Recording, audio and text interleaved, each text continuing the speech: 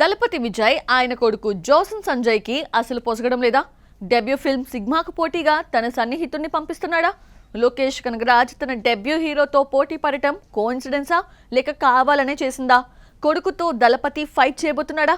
త్రిష రాజకీయ ప్రవేశానికి మార్గం క్లియర్ అయిందా? దళపతి విజయ్ కు ఫ్యామిలీతో డిస్ప్యూట్స్ ఉన్నాయన్నది ఓపెన్ సీక్రెట్. విజయ్ ఎన్నికల్లో పోటీ చేసిన దగ్గర నుండి సీఎం పదవి చేపట్టిన వరకు ఒంటరిగానే పోరాడాడు.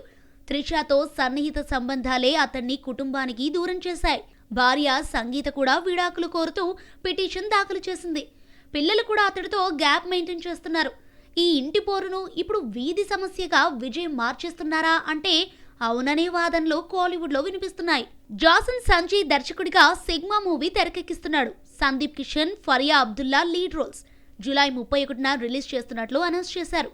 కానీ ఇదే రోజున స్టార్ డైరెక్టర్ లోకేష్ కనగరాజ్ హీరోగా పరిచయం అవుతున్న డీసీని తీసుకువస్తున్నాడు.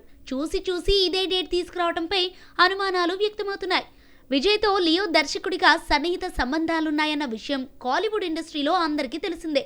దీంతో కావాలనే జాసన్ మూవీకి పోటీగా డీసీని లోకి తెస్తున్నారన్న టాక్ నడుస్తోంది. తనను దర్శకుడిగా పరిచయం చేసిన సందీప్ కిషన్ తోని లోకి హీరోగా ఫైట్ చేస్తుండటం కోఇన్సిడెన్స్ కాదన్నది చెన్నై టాక్.